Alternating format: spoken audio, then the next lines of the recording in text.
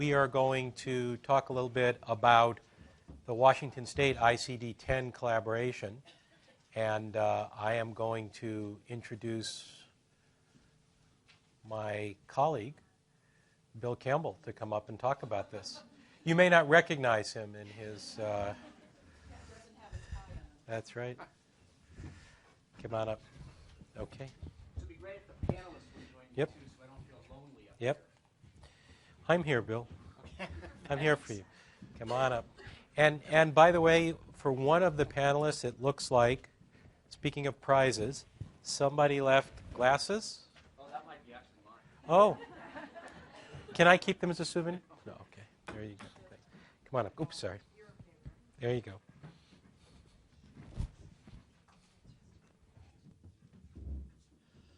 Okay, I'm Bill Campbell, not to be confused with my alter ego, Will Campbell. He hangs out with the celebs. Me, I hang out with the subject matter experts who really run the world. Okay.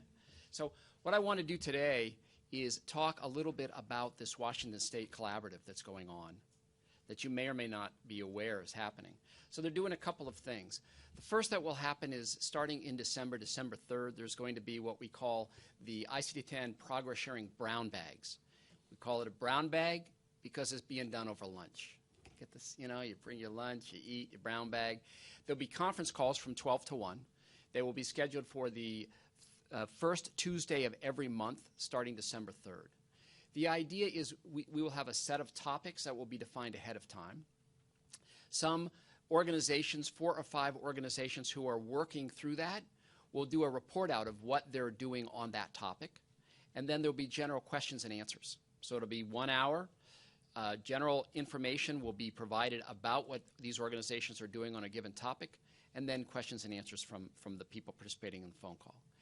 If you're interested in participating in that, go to the slides, and on the slide you can send your contact information that you're interested, and you'll get an email from me that will talk about kind of what the topics are going to be, and you can pick and choose which topics you want to join in on. So this is a pretty good opportunity for people that not quite sure how to move forward with ICD-10, and you can hear how other people are doing it. So it's just an opportunity for you guys to learn more about what people are doing for ICD-10. So that's one of the things that is happening for the collaborative. The second thing that's happening for collaborative, and I think Karen had mentioned it, there's a work group that meets monthly. Work group started with 12 people. There's now 35 people involved in the work group. And what that work group is made up of a number of provider organizations, 14 provider organizations, 10 payers, both local and national, 4 clearinghouses in both the associations. And what this work group is really focused on doing is what are the information resources that are really necessary for providers. So we work to develop those, but post those for everybody to have access to. So what I want to do now is kind of go and show you where these resources are, how generally to use them, but not to the degree that we're going to really spend a lot of time because there are too many of them.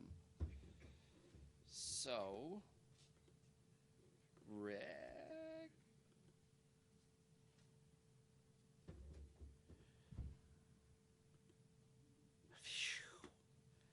Nice, huh?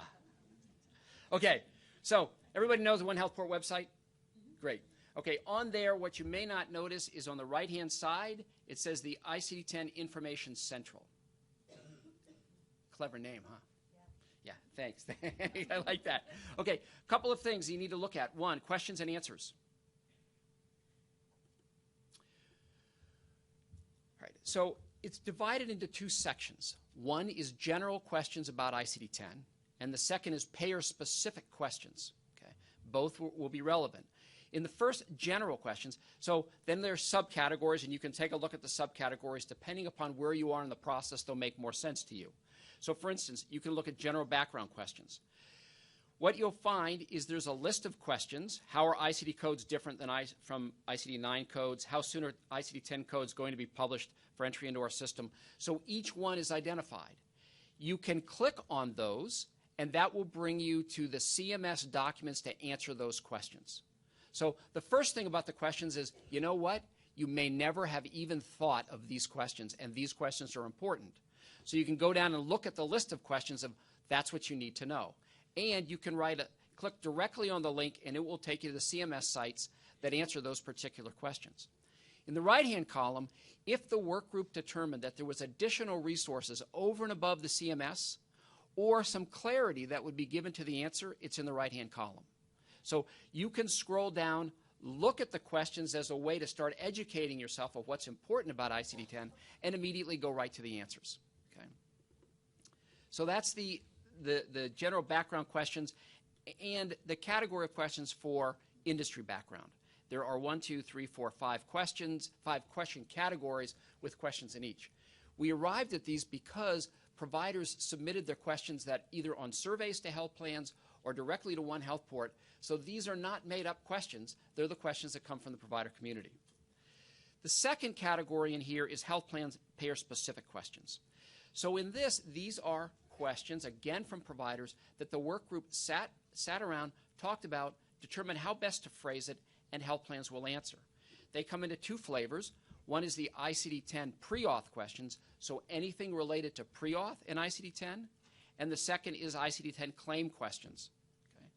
So how this works, and it's really pretty slick, is for a given question, okay, I'll read the question. Will your pre-auth policy and or your guidelines for requesting pre-auths change with the implementation of ICD-10? How will they change, and when will they be revised and published? Now, what's slick about this, for that particular question, if you click on it, all of the answers from every health plan will appear. Okay? So you can see what each health plan says.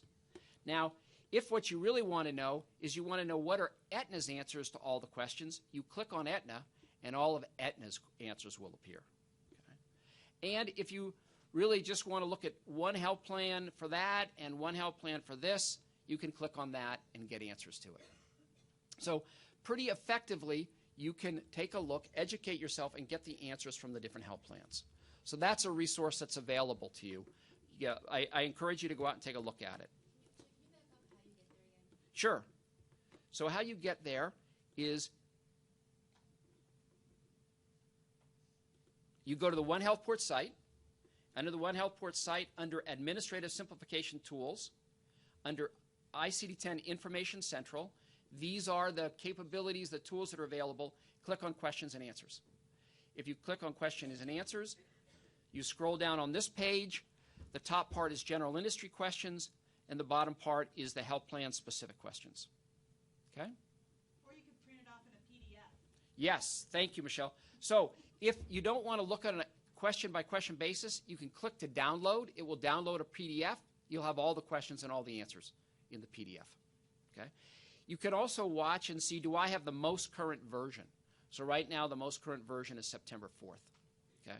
So you may print it off September 4th, and you go in October, and they've got another one, then you know more answers have changed. Okay? So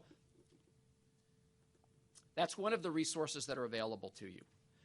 The second resource that's available to you is document libraries, and as the work group runs across documents that they believe will be broadly applicable to providers, that will go in the document library. So if you periodically look at the document library, as you notice, there's only 3. Not that there's only 3 documents out there related to ICD-10, but we believe that these are the 3 that you may not know about or have access to that will be really relevant to what you're doing. So check the document library periodically. The third category is health plan ICD-10 preparation. I'm sure everybody is concerned and worried, are the health plans going to be prepared? Where are they in their preparation? So what this does is it gives you a table for each health plan.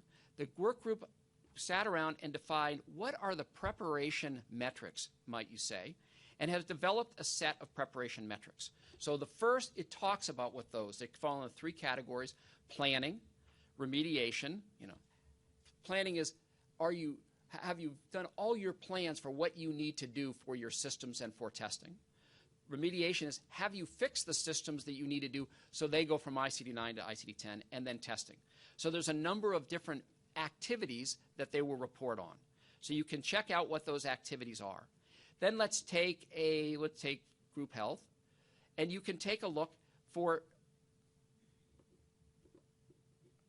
them, for each metrics, whether it's in process, completed, hasn't started, if it's in process, what's the start date, the end date, and the general barometer, are they complete, are they done, are they in process, and any specific comments they may have.